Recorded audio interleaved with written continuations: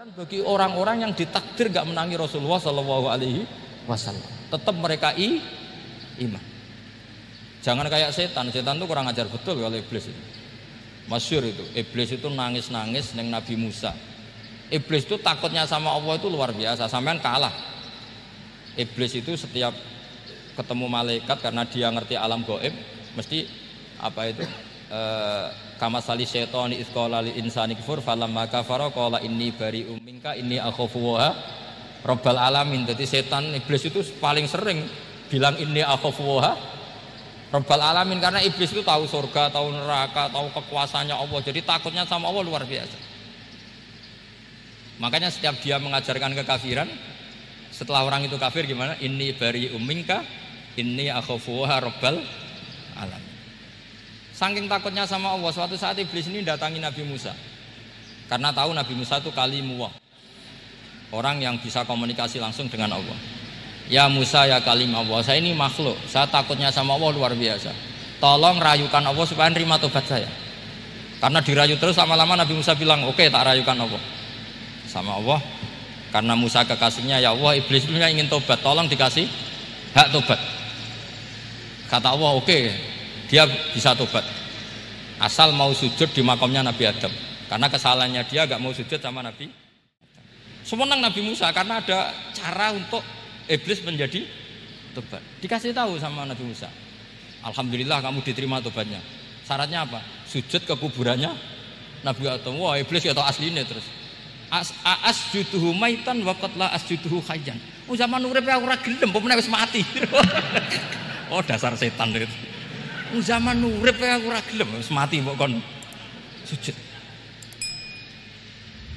Kumat maksudnya terus ya sudah terus sampai sekarang akhirnya. Kalau sekarang sudah tidak mungkin lagi karena enggak ada Nabi Musa sudah. Jadi ijtihadnya sahabat melihat wafatnya Rasulullah itu beda-beda dan ternyata semuanya diridhoni Allah. Karena ternyata yang suka Nabi wafat dulu adalah ingin supaya umat Islam tetap mencintai beliau, iman sama beliau, tasdik sama beliau, sebagaimana tasdik zaman Sugeng. Makanya kita harus mencintai guru-guru kita. Uhibbuhu maitan kama uhibbuhu hayyan. Saya sampai sekarang itu ya merasa Mbah Mun itu tidak meninggal. Saya masih merasa kalau bapak saya tidak meninggal karena kita mencintai beliau-beliau ketika hidup dan ketika wafat itu sah. Karena beliau-beliau sama kita juga seperti itu. Rasulullah itu ketika mendekati wafat, ya bahasa halusnya intaqala ila rafiqil a'la. Itu Nabi kalau ngedikan tuh rileks sekali. Hayati khairun lakum wa wafati khairun lakum. Cung aku nak uripku ya apik. Engko nak aku wis kapundhut ya apik. Fa amma hayati fali asunna lakum asunan. Sebagian riwayat fa innakum tuhadditsuna anni wa uhadditsu ankum. Kalau saya masih hidup, saya bisa mengajarkan kamu sunnah, mengajarkan kamu tradisi-tradisi yang benar. Dan ketika aku mati, ketika aku sudah wafat, maka saya jejer Allah, kata Nabi. Saya berdampingan dengan Allah, maksudnya dekat Allah. Tentu bila kaifin walan hisor. Terus sudah fa inna amalakum, amal-amal kamu diperlihatkan ke saya. Berhubung saya sudah dekat Allah, kalau amal kamu baik, saya muji Allah. Kalau amal kamu buruk, saya langsung mintakan ampun kepada Allah. Jadi Nabi rileks sekali. Artinya saya hidup bagus karena bisa ngajarkan kamu as-sunan wa syara'i'. Kalau saya wafat karena saya dekat Allah. Kalau kamu baik, saya muji Allah. Kalau kamu buruk, saya mintakan ampun kepada Allah. Guru-guru kita juga seperti itu. Justru setelah wafat, beliau-beliau punya kesempatan dekat sama Allah, dekat sama al-malail a'la sehingga mendoakan apa? Nah terus kata Sayyid Muhammad, wala taqulu lima yuqtalu fi sabilillahi amwat.